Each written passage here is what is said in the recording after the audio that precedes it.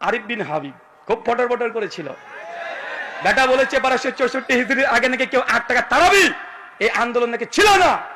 আমি তোমাকে চ্যালেঞ্জ করে বলেছি, মায়ের যদি দুধ খেয়ে থাকো 1284 হিজরির আগে তারাবি, তাহাজ্জুদ, আলাদা নামাজ একটা দলিল তোমার বাপের ঘর থেকে হলেও দিয়ে যাবে। এটা 1264 হিজরির আগে 84 হিজরির আগে কেউ দাবি করেনি, কেউ না। যদি বুকে দাম থাকে তারাবি না তাহাজ্জুদ একই নামাজ না ভিন্ন নামাজ, এই বহাসে আরিফ বিন হাবিব ওয়েলকাম, চলে আসো, রাজি আছি। তুমি আবার বলো না জানো যে জেনারেল, কারণ তুমি একাধিক আলোচনাতে বলেছো যে তুমি যে মসজিদে খুতবা দাও, যে মসজিদে আলোচনা করো, মাঝে মাঝে আহলে হাদিস ছেলেরা ছোকরারা নাকি গিয়ে বলতেন বা বলেন যে আপনারা কেন বুকের উপরে হাত নাভি নিচে হাত বাঁধেন, বুকের উপরে হাত বাঁধা হাদিস নাকি সহি। তুমি নাকি বলে এস খুলে সব খুলে খুলে হাদিস থেকে বুঝিয়ে দাও। বেটা আমি আহলে হাদিস, আসো একবার বুঝাতে, একবার বুঝাতে আসো।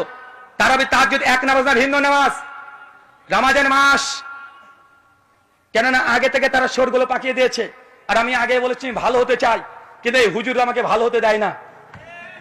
আমি কত চেষ্টা করি ভালো হয়ে যাব, বারবার চেষ্টা করি যে আমার এই ভাইদের সঙ্গে ডিবেট বাহাস মোনাজারা করবো না, বারবার শুধু পেছনে খুচা দেয়। তো খুচা দিলে তো বাসঝাড় রেডি আছে, রেডি আছে না নাই? তুমি খোঁচাখুচি করবা, বাসঝাড় নেবা না, তোমাকে বাসঝাড় নিতে হবে। আর আমরা দেওয়ার জন্য সবসময় প্রস্তুতি নিয়ে থাকি। তার জন্য আপনি আগে বলে দিয়েছি তারাবি তাহাজ্জুদ যদি দাম থাকে, কিউট ভাই তুমি চলে আসো, না পারলে তোমার প্লে বয়কে পাঠিয়ে দাও, তাও না পারলে নাইট বয়কে পাঠিয়ে দাও, তাও না পারলে আরিফ বিন হাবিব এখনো তার সঙ্গে ভদ্রতা হচ্ছে, যতদিন সে ভদ্রতা দেখাবে। তারপরে আরো যদি না হয়, তোমাদের কি যেন নাম, আর একটা কি নাম যে ওটা, ও বাচ্চা ছেলে রফিকিকে তো 2017 সালে মালিটোলা মসজিদে সাইজ করে ছেড়ে দিয়েছি, বেচারা তারপর থেকে আর কথা বলে না।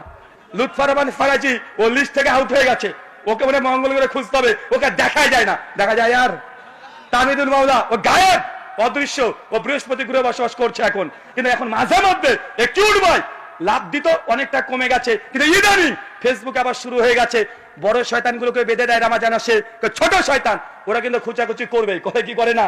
তাই আগে থেকে জানিয়ে দিলাম, पेटी का कुर्सी, कुर्सी का पेटी बांध लीजिए, रमजान आ रहा है, मौसम बिगड़ने वाला है।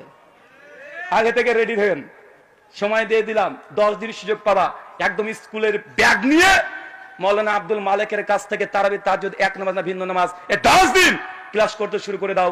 10 দিন পর দেখাবে ইনশাআল্লাহ। ক্লাস করো, একদম শিশু বাচ্চা ছেলে মতো পড়তে চলে যাও 10 দিন। আমি 10 দিন পড়তে পারবো না, 10 দিন আমি আছি, এখানে প্রোগ্রাম আছে, তুমি পড়তে যাও, পড়াশোনা করে আসবে, ভালো করে পড়াশোনা করে আসবে, একদম ভালোভাবে পড়াশোনা করে এসে আহলে হাদিসের জেনারেল শিক্ষিত একজন ছাত্রের কাছে এসে দলিল দিও, তোমার দলিলকে কিভাবে বুঝিয়ে দিতে হয় আমরা ঠিক বুঝাতে পারবো। আল্লাহ সুবহানাহু ওয়া তাআলা আমাদের বোঝার তৌফিক দেন। আমিন। ভাবেন না যে অহংকার বা গৌরব করলাম, কারণ আমি চাই আমাদের আলেম ওলামা শেখ মাশায়েখ এদের কাছ থেকে আমরা কি শিখি। শেখদের ডিবেটের জন্য আমি বলি, বারবার বলি, কোন শেখ মাশায়েখ তারা যেন ডিবেটে না যায়। আরে আমরা আছি, ওরকম ছুঁচো মারতে কামান ব্যবহার করার দরকার নাই, মশা মেরে হাত গন্ধ করার দরকার নেই। ওই সব গন্ধ কীট গুলোকে মারার জন্য আমরাই যথেষ্ট আছি। যে কোনো এই কয়জন আসুক। হ্যাঁ, ওই যে আলাউদ্দিন জিহাদি চাচু, চাচি গায়া শফিক হাশেমি না, হ্যাঁ শফিক হাশেমি, উনি তো বলে রফুলেদের নাকি এক্সপায়ার হয়ে গেছে, মানে আগে ছিল এখন চলে না। বসে রাখো একবার, শফিক হাশেমি হিসেবে একবার বসে রাখেন, চ্যালেঞ্জ করলাম, একবার রফলেন কি মানসুক এই মাসালে বসে রাখেন, বাংলার মানুষকে জানতে দেন তারা কোন হাদিসের প্রতি আমল করে। বাংলার মানুষের জানার অধিকার আছে না নাই? কতদিন আর চাপাবাজি চলবে? মাযহাবের নামে কতদিন চাপাবাজি চলবে?